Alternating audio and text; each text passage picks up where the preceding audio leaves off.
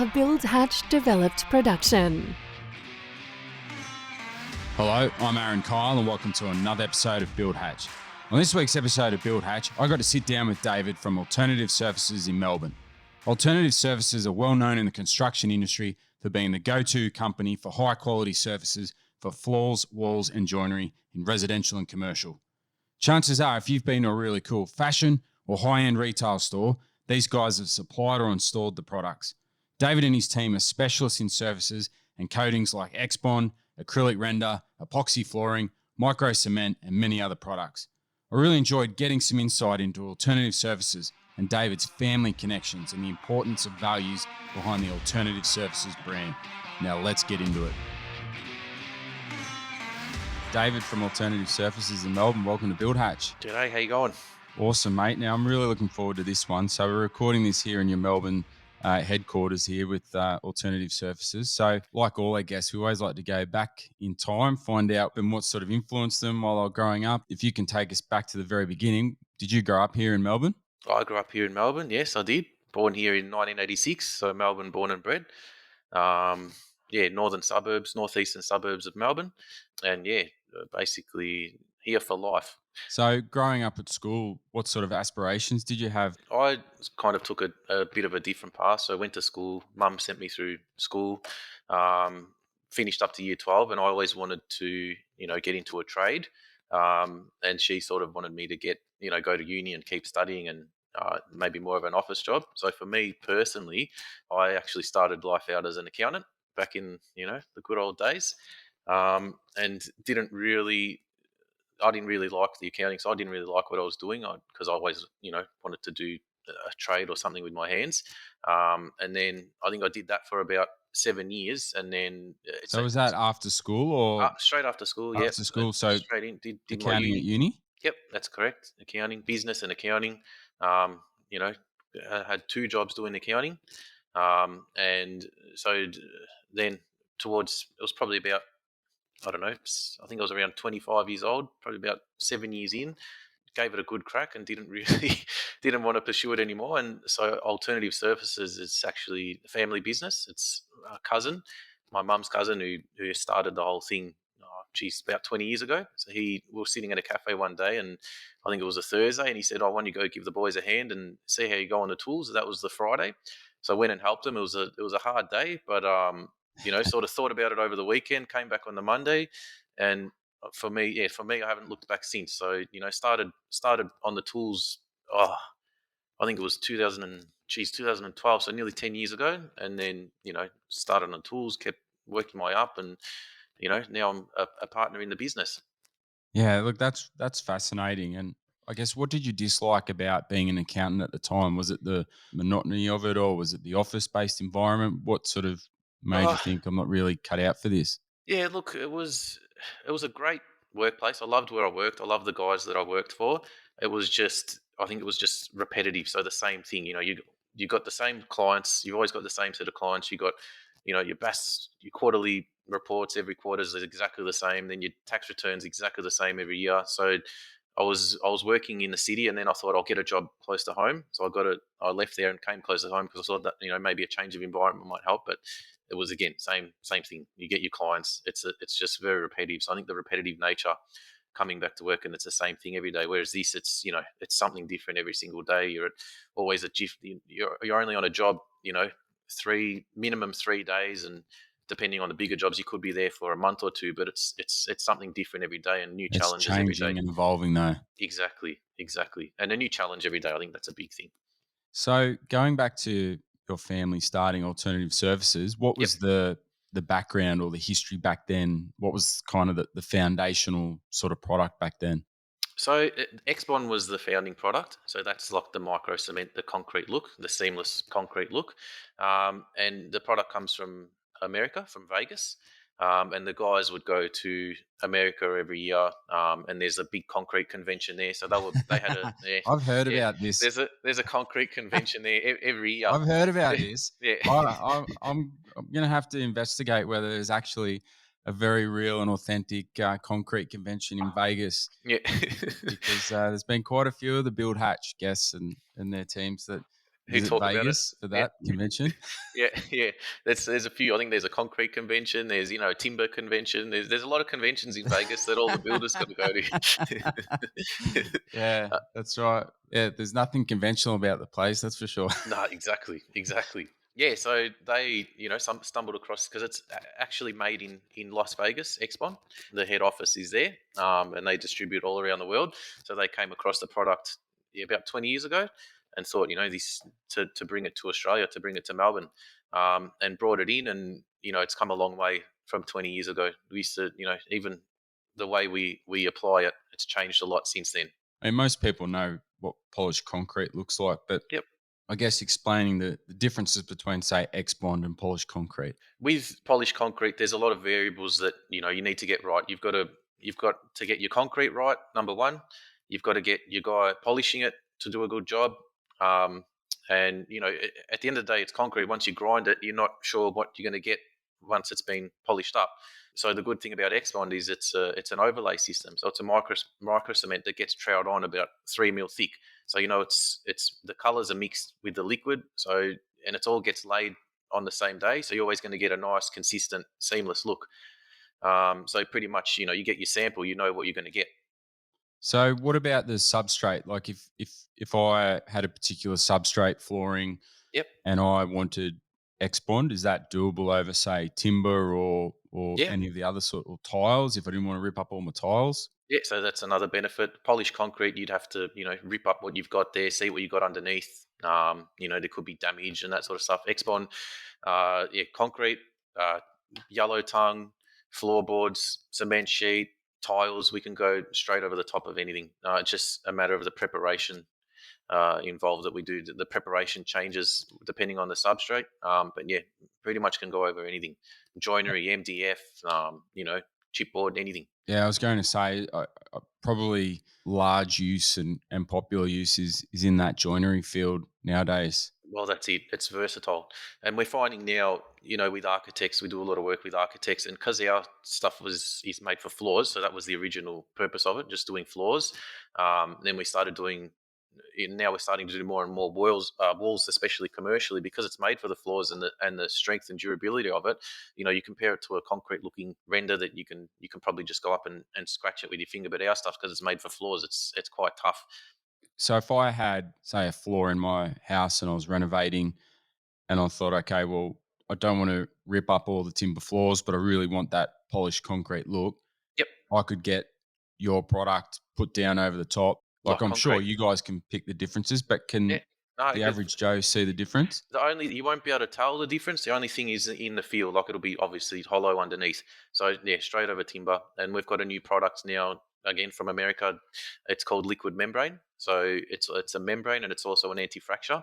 And this one's opened up our market. This probably came maybe about 2 years ago, and it helps us to go over those lightweight sort of constructions, your timbers and your sheeting. Even I mean, we've just started in Sydney about a year and a half ago. We branched out to Alternatives started to take on jobs in Sydney, and we've just finished off our showroom there. And our showroom in there's got floorboards, and we've just gone with this liquid membrane and straight over the floorboards. Yeah, great. Look, it's impressive stuff, and I like the durability of it, the diversity. Yeah, You can pretty much apply it to most pretty much surfaces anything. Yeah, underneath. you can get that.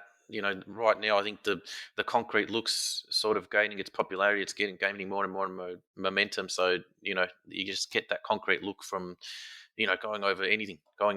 Not much involved. Can you use it outside? Yes, you Yep. can. We've gone around pools and externally, it's fine. Yeah. So going back, you mentioned you had a bit of a trial on the Thursday or the Friday, and then started with your family company back then the following week. Tell us about that. What was that like? Sort of, did you start at the bottom on the tools and work Yeah, your way up? exactly. Pretty much mixing the material, pouring it out for the guys, prepping, grinding, vacuuming, taping up, and then doing the sealers. But I just wanted to jump on the trail straight away. So, jumped on and was having a go pretty much from day one. But yeah, just literally, yeah, starting from the bottom, learning. You got to learn you got to learn from the bottom. I think that's with anything and everyone. Yeah, I'd imagine getting the formula right and the mixing ratios and things like that. Like there'd be a bit of an art to learning that at the start, wouldn't there? 100%, yeah. So, the mixing, we mix the colors into the liquid, and when we're applying, the mix ratios have to be the same, because especially, one mix isn't going to do a whole area, and a little bit of a discrepancy in the mix might change the color a little bit. So the mixing's quite important. Everything's important. Starts with your prep all the way through the sealing, but yeah, every step's important. So what did you do then? So working your way up from the tools into the business, Yep. what did you do after that? Into the So now, probably about, I'd say about 4 years ago, they came to me and said, um, one of the partners was stepping away. So they said, they asked me if I was interested in running alternative on a day to day basis, like, project managing pretty much, sort of getting the boys organized, organizing all the jobs. And I said yes. So did that one day, and you know, it just snowballed from there. And did that. It was running it for probably a year or so. There was always the option to sort of, you know, buy into the business, and it was about a year or two later where we actually did buy in. Yeah, look, fascinating story, and I like that you're able to sort of come in from that white collar Yeah, role as an accountant. The reason I ask guests all the time is because quite often, and I'm speaking for the majority, but the way society is, you seem to be typecast into that yeah, category. You're either yeah. a theory Stereotypes. based Yep, student or a practical student. yep. And what I've learnt from this podcast and speaking to people, that there's actually quite a lot of people out there who they might start life off after school going into a tertiary related field because that's what their family has always done, or that's the expectations that their parents placed on them. And then one day they just think, well, you know what? I'm sick of this job. I want to Mm. get out and be on the tools, and I want to have fresh air every day and work with the troops and do different things every day instead of the same old all the time. So Well, that's it, 100%. Yeah. it's such an inspiring story to see that, and particularly coming from an accounting background and then immersing yourself into starting at the bottom and working way up and eventually having a share in the business. It must be very rewarding and satisfying looking back at that journey so Oh, far. 100%, 100%. And, as much as I didn't like that, the accounting at the time, now when you're involved in the business, it comes in very handy, doing a business degree and having some accounting knowledge. It helps a lot. Alternative services, you guys supply and install your product. Yeah, so Alternative Surfaces is the supply and install company, and we've also got an importing arm. So imports brings all the material in, and they supply Australia wide. They're two branches. If I'm like a traditional concrete polisher, and Yep. am I able to source those products from you directly? Yeah, so the Seamless Imports is the importing company, and we do training. So we'll only sell material to people that have done our training. So we call them, approved installers, and we run courses from our factory here in Thornbury. So once you've come and done your course, then we're happy to sell the material. So Yeah. what's involved with the course? I mean, it's basically, a crash course. It's all in a day, and you learn, your preparation, your application, your sealers. We squeeze it all into one day. It's there's a lot of products that do similar sort of training sort of things just to get your product out there. So now we're trying to grow, and we're already supplying Australia wide, but the idea is to grow and become bigger. So that's where that sort of focus will be: training more people, getting more guys. And the benefit for Alternative Surfaces is the more guys that we train, the more help we can. We can always call them in for help, and we keep good relationships with them, keep all their contacts. They've got my number. We can call and say, oh, if you need a hand or we need a hand. The more people that learn about the product, the more it gets out there, and the more help we've got. I really like that collaborative look and feel because, and that's part of the DNA of, I guess, Build Hatch and what we're about is, there's no competition. It's breaking down the barriers, and and the more people that, if you can share your product and service and get more people on board and control the quality by, it's more than reasonable to have Well, a that's right. request for a day's training to make sure that the product that those guys are putting down is performed properly and the right way. It just allows the quality to be controlled and then get more and more people on board. And like you said, particularly during busy times, I'm sure it allows you, when you're being smashed with a particular time of year and you don't have the labor to do it, that you've got those people that you can call upon and You can say, always can you call help us out with this 100%. job? Yeah, yeah, and it's happened, a lot of times. There's always someone, from the list that we've got. There's always someone that can help out, which is handy. We've even, hired guys that we've trained because you see them, you get talking to them. Oh, how you going with work? Oh, it's a bit quiet. Oh, you're looking for work. So it's a great networking, and it's a great tool. So, what about this emerging product that we're sort of seeing in the industry and it's becoming more popular, the Quartz product? Can you tell us a bit about that? Yeah. So another product we offer is Quartz Carpet. So Quartz, again, been around similar time to Expon, nearly 20 years. Product comes from Belgium. So this is basically quartz stones, quartz granules, and we can do 1 to 2 mil, 2 to 3 mil stone, small quartz granules mixed with an epoxy binder, and that gets troweled on at about 6 mil. So mixed up, you mix it in a barrel with a drill, or if you're doing bigger areas with like a cement mixer. So mixed up, mix your binder, pour it out, gauge it and compress it to 6 mil, and you get a nice, beautiful. It's almost, it's almost like a pebble mix exposed aggregate sort of look, depending on the size of the stones, and that's both internal, external, commercial, residential. That's another quite versatile product that can go anywhere. Yeah, we'll put that online so people can see it, because it isn't I guess a popular product that's Yeah, starting to emerge. And like you said, the benefits of being able to use it internally and externally yeah, are fantastic. yeah. No, that's a great product. I mean, the typical jobs we do with the quartz, we do car showrooms, big basement garages, and it's also quite popular. We do a lot of the seed shop fronts, the clothing store. We've done Country Road where you can actually trail it onto the walls. It's good fun trailing it onto the walls because you got the little stones, but it looks awesome on walls as well. David, you mentioned before about, I guess securing a really amazing client like Seed or Country Road, and to be asked to be a part of their fit out or their store rollout. Like, it must be an incredible feeling. For the people listening to this who think, how do I get to that point? I'm loving my job.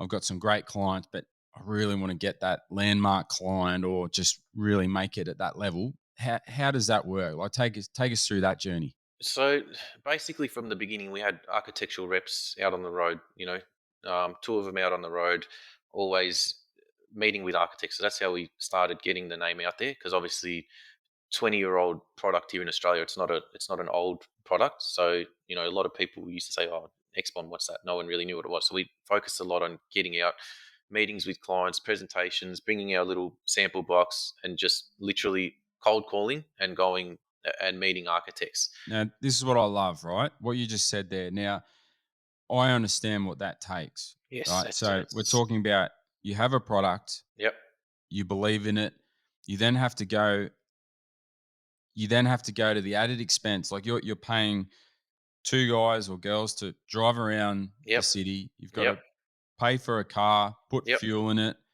and pay for these guys to go around and literally and knock on the promote a product doors that and no have one's ever heard meetings. of.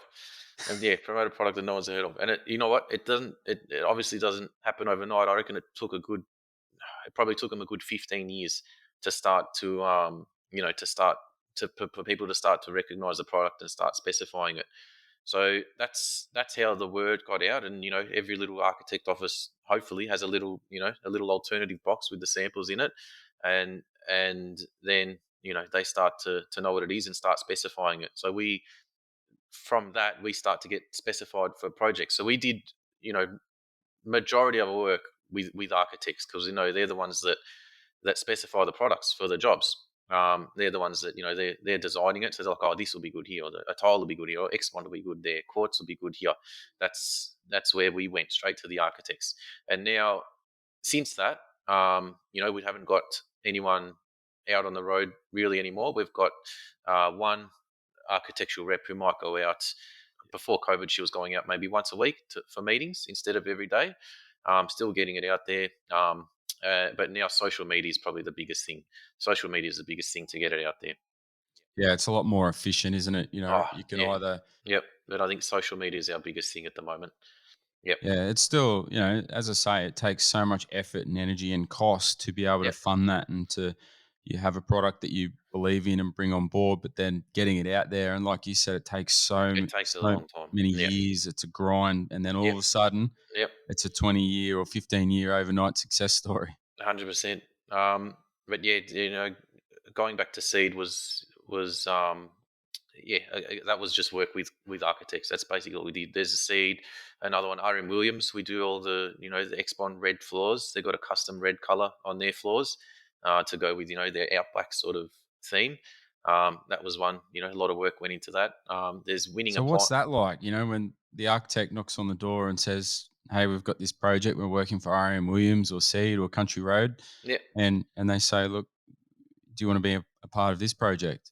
yeah. Well, that's look. I like to take anything on board. So basically, they generally have something else like a tile or something, and they're like, oh, this is what we normally do, but we want to go for a different sort of look. So it generally all starts with something that they've got, a sample or a tile or something, and they say, what can you do to look like this or to match this? And we'll spend a bit of time in our factory, a bit R&D, making a sample, and then once we come to something that they like, they say, all right, let's go for it. So it's a lot of meetings and samples and time goes into it. There's another one, Winning Appliances, which is big in Sydney. They're like a ENS trading. They're pretty big in Sydney. They've got two stores in Melbourne, and I remember the first one they did in Richmond. There was so much back and forward, just making samples and colors and trying to get it right. And then we did Expon all in there, walls and columns and some ceilings and floors. And since that, we've done another one in Chadstone because they loved the product so much. And now there's their big head office in Sydney, which is going to go ahead next year. But I think with me, I don't really like to say no to anything. So if they come to you with a challenge, I like it's a challenge for me. So with Winning's a good example. Like the girl there, Kate, she kept on coming to me when we're doing their Chadstone store. Like, oh, we've got these they were aluminium signs. Like they had the laser cut of the brands of all the appliances, which are going to be backlit. She goes, "Can you put X1 aluminium?" I said, "Oh yeah, I'll give it a go. I'm not going to say no." So we get one here, scratch it up, put it on, and then she gave me another like 30 or 40. She's like, "Oh, that worked. Here's another 30. Just do it." I'm like, all right, did it. Then it was like, "Oh, we've got these pots that we don't like the color. Can you do them in the X1?" I'm like, "Oh, yeah, all right." So everything, if you just take everything on board and that's all you can do. All you can do is say, well, I'll try it. If it works, it works. And generally, Xbox pretty good. Generally, it works. I think it sits well with the DNA of your business and the branding as well. And I particularly like your logo, and your staff and your branding and everything else. Yep. Looking around, and it's ALT, which obviously stands for alternative surfaces, but it's the same as the Alt button on the keyboard. I That's think correct. Yeah. it's Yeah. it just gels well. And I'm not a marketing guru, but I enjoy breaking down the stories and the background, and we haven't met before today, but it's about open for options sort Well, of that's it. That's feel. it. Yeah. Anything's possible. I think take on anything, have an open mind, and until you can't do it, you try it. Until you can't do it, then it's possible. So what are some emerging products that you guys have been working on and alternative services bring online? Yeah, so um, we've got 3D plaster panels, which is fairly fresh. That's probably 2 to 3 years old that we've been bringing in. There's some panels from Russia, and they're made out of plaster. So that's your feature walls. They come in panels, and you stick them to the wall, and you get a nice 3D sort of feature wall. So here's a product. It's made over in Russia. So Yes. how do you sort of develop those relationships and So this? that one there, I think my business partner was I'm not sure where he saw it, but it might have been at Vegas at a plaster convention. I'm not sure where he found it, but he saw them somewhere, sourced where they were from, and went to Russia and bought a container and brought it back. Great. So that's sort of we're starting to try and push that now. And Um, you said 3D look. So describe, and we'll put some posts up to Yep. explain this so people can see what we're talking about here. But can you explain it to our listeners what it actually looks like? It's literally a 3D plaster panel. So they're probably, maybe 50, 60 mil wide, and they've got you can get all different designs and shapes. So you can have a couple panels, or you can have a whole wall, and you put them on the wall. You can keep them with the joins. Some of the panels you keep the joins, so it looks like all the panels are all just little squares, or you can make it actually seamless, so it looks like one big seamless wall. But it's just like a 3D popping out, just like a 3D wall, just a Yeah, so feature. it's basically taking like a conventional plaster wall, Hmm. but adding texture to it or a finish so it looks like the wall sort of popping out sort of Yeah, thing. and it's just there's wavy patterns, there's more sharp sort of patterns. But yeah, that's a feature wall where we've done like lift lobbies, or you can have it in your house. Yeah, that's one product. Following on from the 3D panels, we're starting to see on job sites, because we're out all the time and seeing new things. We're starting to see that 3D sort of look is becoming more popular, and even like fluted or like battens, that sort of look. So we're mucking around now with the Xbon, because again the Xbon is so versatile. We're mucking around with molds and making actual 3D panels out of Xbon. Yeah, fascinating. Well, I guess this just comes back to alternative services and you and your team where nothing is impossible and trying different things, and comes back to those relationships and seeing something, making good old fashioned inquiry and putting the investment in to bring those things online. That's right, exactly. All right. Well, David from Alternative Surfaces, it's been really nice to sit down and get your story out there on Build Hatch. So, for those that are listening to this and want to reach out to you or the Alternative Services team, what's the best way to go about it? You can jump on our website, and we've got inquiry forms on there, alternativeservices.com.au. And you can Google us and call us, email. We're quite Or check contactable. out Instagram because there's The some Instagram, pretty yeah, amazing photos up yeah, there. And yeah, you've obviously got an excellent marketing team behind you. So, yeah, well done. yeah. Oh, thanks. Nice to chat, Aaron. Thank you very much. Appreciate All it. right. No worries. Well, David from Alternative Services, thanks for coming on to Build Hatch. No worries, mate. Thank you. Well, that was another Build Hatch episode with David from Alternative Services. These guys have a really helpful and knowledgeable team behind them, so I definitely encourage you to reach out to them or check out their products. As usual, if you know a hard worker having a go in the construction space or a building related business, a person or a product where you love what they are doing or selling, please do get into contact with us and we'll be more than happy to tell their story and get behind their goods or service on the Build Hatch marketplace. Our team are busy rolling out independent sellers on buildhatch.com as we speak, so stay tuned for some more products and services and all these exciting announcements that are coming up on future as we onboard them. As usual, please check out our own Instagram page and other socials where you'll be able to learn more about a guest and the features of the work that we talk about. Have a great week, and you'll hear me again on the airwaves next week. Thanks for listening to another episode of Build Hatch. You have experienced a Build Hatch developed production.